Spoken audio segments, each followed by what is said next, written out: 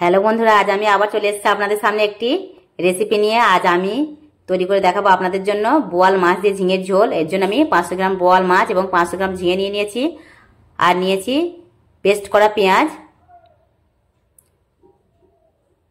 হলুদ গুঁড়ো, লঙ্কা গুঁড়ো, ধনিয়া গুঁড়ো আর জিরে গুঁড়ো সব কিছু আমি 1 চামচ করে নিয়েছি। শুধুমাত্র এখানে গুঁড়ো লঙ্কাটা হাফ চামচ ব্যবহার করেছি। টমেটো পেস্ট করে নিয়েছি, ধনিয়া পাতা কুচি, আদা রসুনের পেস্ট হাফ চামচ, আর গোলমরিচ হাফ চামচ, গোটা জিরে হাফ চামচ, স্বাদ মতো লবণ আর তেল। এটা চলুন আমি কিভাবে তৈরি করব সেটা আপনাদের দেখিয়ে দেবো। খুবই সহজ পদ্ধতিতে এই বোয়াল মাছের ঝোল ঝিঙে দিয়ে তৈরি হয়ে যাবে। আর এটা খেতেও অসাধারণ লাগবে, একদমই হালকা পাতলা।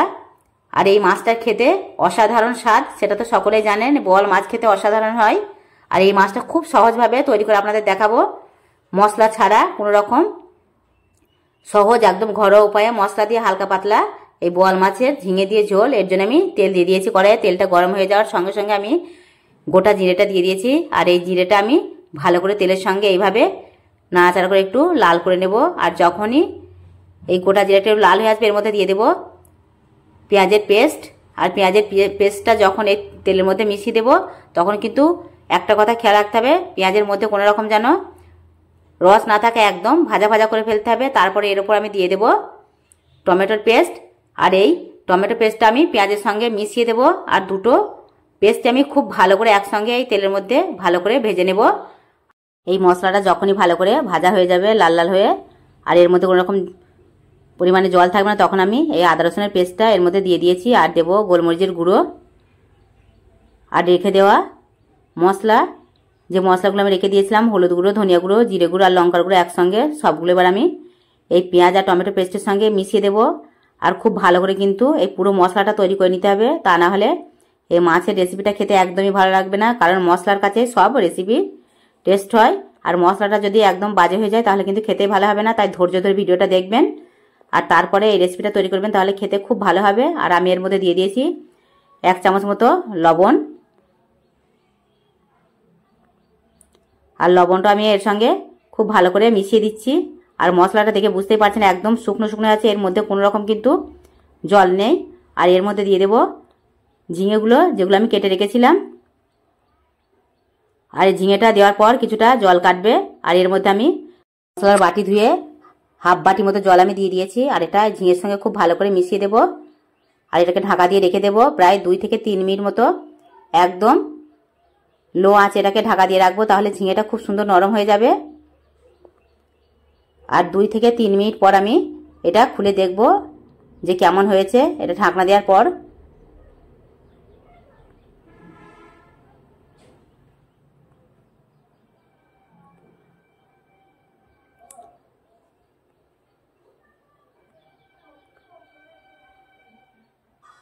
আমি 3 মিনিট পর এটা খুলে দেখছি কেমন হয়েছে। এই দেখুন 3 মিনিট পর এটা একদম শুকনো হয়ে গেছে। আর ঝিঙেগুলো কতটা নরম হয়ে গেছে, ঝিঙেটা প্রায় অর্ধেক একদম নরম হয়ে গেছে। আর মশলার সঙ্গে খুব সুন্দরভাবে মিশে গেছে। আর কড়াইয়ের মধ্যে কোনো রকম কিন্তু জল নেই, একদমই এটা মাখা মাখা হয়ে গেছে। এটাকে আরও আমি কিছুক্ষণ এইভাবে নাড়াচাড়া করবো আর একদমই শুকিয়ে নেব। আর ঝিঙেগুলো যেন মশলার সঙ্গে পুরো মিশে যায়। আর একদম ঝিঙেগুলো মশলার সঙ্গে মিশে গেলে, শুকনো হয়ে গেলে, এর মধ্যে আমি দিয়ে দেব 2 বাটি মতো জল।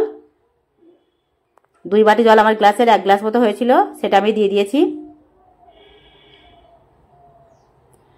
আর কড়াইয়ের গাতে যে মশলাগুলো লেগে আছে সেগুলো একটু ভালো করে আমি এইভাবে হাতার সাহায্যে